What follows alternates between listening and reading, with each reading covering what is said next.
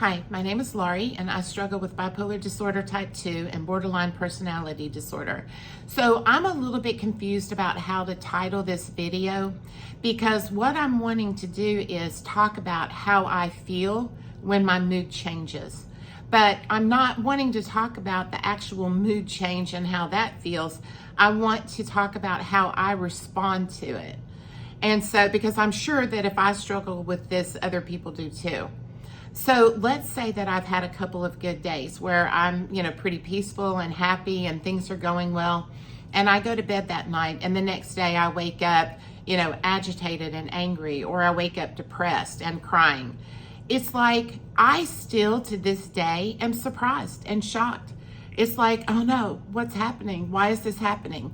And then I start to blame myself. Well, what have I done wrong? What did I do differently? Did I take a different supplement? Did I not take a supplement? Did I take my medicine? Did I not take my medicine? Have I changed my diet? Was I talking to somebody that upset me? Like, did I get enough sleep? Like, what is happening? Why is this happening? Sometimes there is no explanation. Sometimes it is simply the chemicals in my brain have shifted and my mood has shifted, and I have absolutely no control over it. But for whatever reason, to this day, sometimes I am just so surprised and so shocked when my mood shifts. And yet it shifts quite frequently. So I don't even know why I do that. And the second thing I do is, I start to blame myself. What did I do? What did I do? I did something wrong. The truth is, of course, I didn't do anything wrong. I have an illness. That would be like having the flu and blaming myself because I threw up.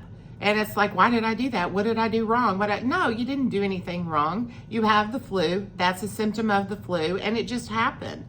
So I don't know why I do that, but surprise and shock, and then blaming myself is another one.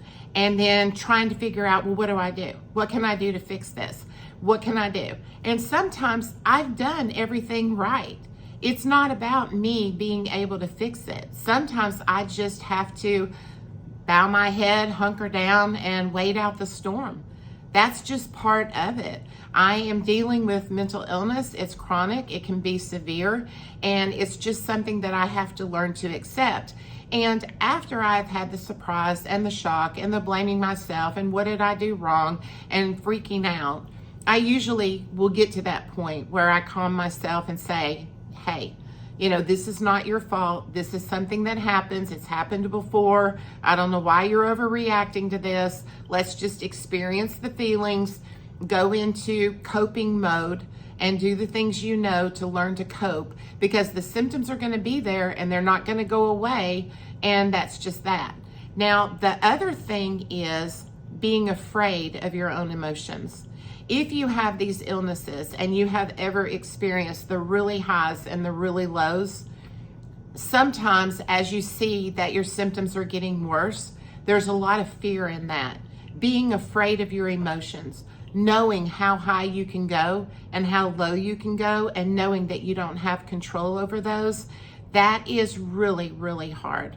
And then it comes about accepting, and it comes about, do I need to talk to my psychiatrist? Do I need to talk to my therapist? Do I need to stay at home and rest and be by myself and just try to get through this? Of course you do need to go over things that you might need to stop doing, or new things that you might want to try, or do I need to reach out to somebody? But a lot of times it's just about accepting. It's about truly accepting that you have this illness, and accepting that these are symptoms of this illness, and it's not your fault, and you're just going to have to get through the symptoms and wait for a better day. Thank you for watching. Bye.